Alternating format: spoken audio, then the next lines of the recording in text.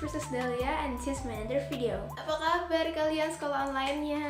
Ini jawabannya pasti agak beda-beda ya. Ada yang suka, ada yang gak suka, ada yang bingung juga kayak aku. Sebenarnya bukan bingung sih, tapi kayak suka sih suka ya, karena banyak waktu ngerasa lebih efisien. Tapi nggak sukanya kadang materinya susah dimengerti segala macam. But it's okay guys. Aku juga udah dapat lihat beberapa komen-komen orang. Mereka tuh cerita gitu kalau online-nya susah, banyak tugas, terus gurunya nggak jelasin materi apa segala macam. Kalau aku pribadi sebenarnya puji Tuhan sih, karena aku nggak segitunya. Jadi kayak guruku ngasih materi masih iya, terus ngasih tugas juga masih normal-normal aja. Oh ya, for your information, aku udah nyiapin satu video kayak untuk review gitu ya, pembelajaran di Indonesia. Ini aku bakal post minggu depan. Semoga videonya bermanfaat sih buat kita pelajar, terus juga mungkin untuk guru-guru. Dan ya itu kita bakal bahas lebih lanjut minggu depan. And back to topic. Seperti judul yang udah kalian baca, kali ini aku bakal ngasih tips buat kita, ya untuk aku dan untuk kalian juga, tentang online school. Gimana cara kita bagi waktu, terus juga biar tugasnya nggak keteteran dan sebagainya. So, tanpa berpanjang-panjang lagi, let's get started.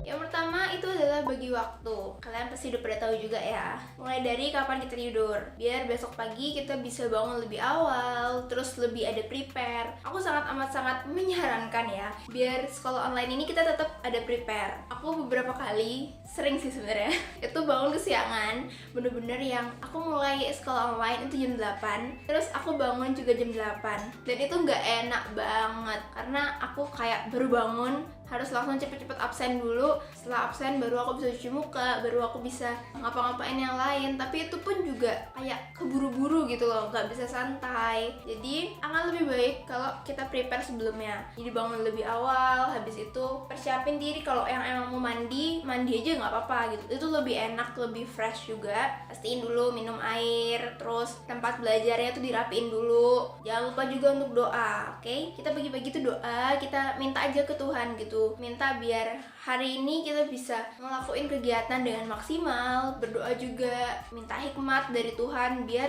Tuhan lo yang ngebantuin kita gimana sih cara kita bagi waktu, Tuhan yang bantuin kita nanti cara kita bisa milih-milih mana yang harus dikerjain, mana yang enggak gitu. Terus jangan lupa juga bagi waktu itu bicara tentang time management. Jadi kalian bisa pakai tuh, kalau kalian yang terbiasa buat bullet journal, bisa lah ya kayak ada time tracker. Jadi dihitung kalian mau belajar berapa menit, kalian mau ngelakuin hal lain berapa menit, atau kalian juga bisa download aplikasi gitu. Ada kan yang untuk aplikasi ngingetin kalian berapa menit kalian bisa main HP, berapa menit kalian bisa kerjain. Tapi kalau ada yang HP-nya penuh, it's okay. Kalian bisa pakai jam yang ada di HP kalian, timer gitu ya. Kalian bisa timer kegiatan kalian, jadi mau 30 menit, mau 40 menit, kan nanti ada remindernya tuh gitu. Terus ketika kalian dikasih tugas sama guru, usahakan untuk langsung kerjain tugasnya ya. Jangan diundur-undur, jangan ditunda-tunda. Cerita dikit ya, kalau misalkan aku itu kalau online sehari itu 4 jam kan, dari jam 8 sampai setengah 1. Jadi satu mata pelajaran itu 1 jam. Yang aku lakukan adalah kalau dikasih waktu untuk baca materi, ya aku baca materi, habis itu baru ngerjain tugas seperti biasa ya. Tapi kalau misalkan guru yang ngasih materi terus langsung tugas, aku nggak baca materinya, aku langsung ke tugasku. Mungkin ada beberapa video-video atau orang lain menyarankan kalian untuk kan harus ngertiin materi dulu, kan harus baca dulu materinya baru bisa jawab segala macam. Tapi guys, aku tahu ngertiin materi itu butuh waktu. Apalagi kalau kita nggak bisa fokus, pasti lama dong ngertiin materinya.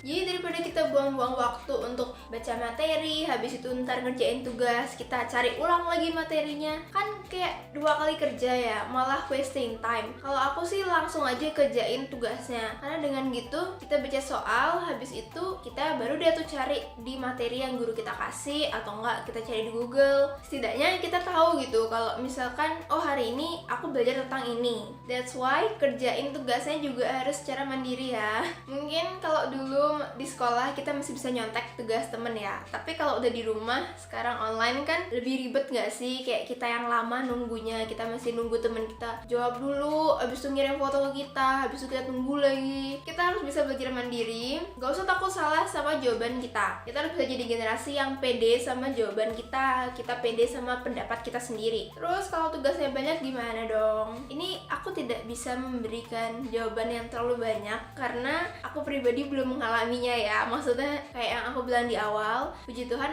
sekolahku tuh nggak ngasih tugas yang bebel banyak banget gitu, enggak. Jadi masih di tahap normal. Cuman kalau kalian yang ngerasa tugasnya lebih banyak terus kalian bingung ngerjain segala macam, saran dari aku adalah yang pertama itu kalian harus tahu prioritas. Jadi kalian bisa lihat nih mana tugas yang harus dikumpul lebih cepat, yang harus dikumpul lebih awal, otomatis kalian harus nyelesain tugasnya duluan dong. Kalau aku sih biasanya gitu ya. Setelah selesai ngumpulin yang tugas-tugas prioritas itu, kita bisa ngerjain yang lebih gampang. Sebenarnya ini praktekku aja ya, dan balik lagi ke masing-masing orang. Ada yang bilang kerjain yang dari susah dulu, ada yang bilang kerjain dari gampang dulu. Ini bebas aja. Tapi kalau aku kerjain dari yang paling gampang. Kenapa? Karena ketika aku ngerjain yang gampang, otomatis lebih cepat kan selesai. Waktu dia udah selesai, aku masih sisa waktu banyak nih untuk kerjain yang lain. Jadi aku masih kayak semangat, masih mikir, oh waktunya masih cukup kok untuk ngerjain segitu sisanya. Sedangkan kalau kita ngerjain yang susah, menurutku itu kita di awal udah wasting time lumayan banyak. Kita udah ngeluarin pikiran kita udah ngeluarin tenaga kita keburu capek gitu loh ngerjain yang banyak itu. Akhirnya yang sisanya lagi dikit padahal itu gampang, itu malah kita nggak kerjain karena kita udah keburu capek, udah keburu males. Kelihatan kan bedanya? Itu masing-masing kalian aja enaknya kayak gimana.